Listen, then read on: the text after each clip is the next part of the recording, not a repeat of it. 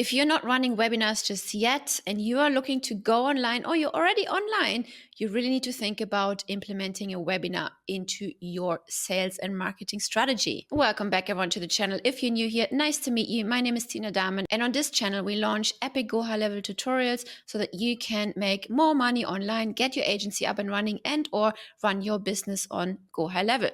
If you haven't signed up yet, consider signing up via our affiliate link linked in the show notes below. It comes with epic bonuses such as snapshots to build your own marketing agency, your own SaaS agency, an entire ticketing system so you can provide in-house support for your clients, which comes with over 500 white label videos, and of course a review AI snapshot if you wanted to build a business around that. Snapshot is included if you sign up via our affiliate link, and many more bonuses. You can check out all of the bonuses in the description below as well. Now let's get to the video. So to turn on these recurring settings, we want to head over to sites on the left, webinars at the top, and then just let's create a new webinar from scratch. Click the new webinar funnel button. And then from here, you want to make sure you select live webinar. Let's give it a name. You can select your time zone. Then let's select a date. Let's say we want to run it 13th of December at 4 p.m. Okay. And then here is the enable recurring webinar settings. Just toggle that one on and you can see the recurring showing up.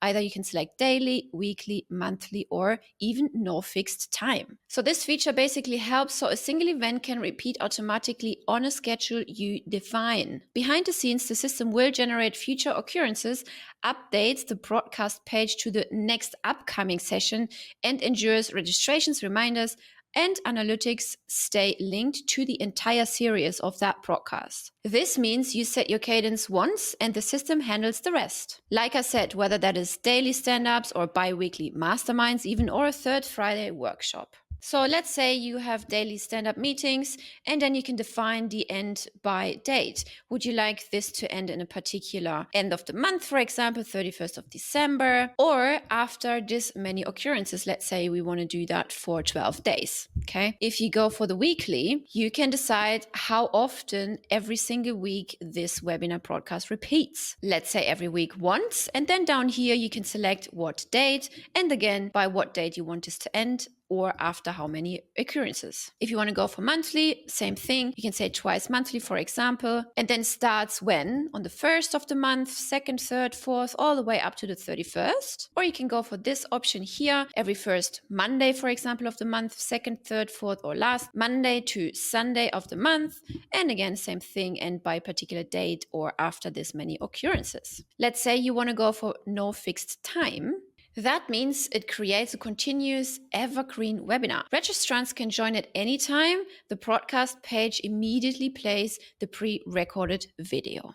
So let's say you're going for once a week on a Monday, every Monday at 4 p.m., right? We can also put an end time, let's say until 5 p.m. so people can plan. And that means once they register one time, that one registration enrolls them for the entire series until you stop broadcasting. The reminder emails adjust to each person's next session. So the standard webinar reminder workflow reschedules itself to the next occurrences, so you don't have to rebuild automation as well. You can further customize timings and workflows itself as well. Now, but what happens to the broadcast page in between week 1 and week 2, for example? It will just show a countdown or next session that will start banner until the host goes live, then streams the session. Afterward, it reverts to the next countdown. And in case you were wondering, you cannot mix live and on-demand content within the same series. For this, you will have to create a separate on-demand webinar or share the replay link via the post automation. And yes, you can also edit the schedule after the series has already started. So the existing registrants are then automatically mapped to the new dates of the series. This goes only for the future events and does not work with the past events. Well, I hope you like this feature and be sure to check out this video because YouTube thinks it's best for you. I will see you there.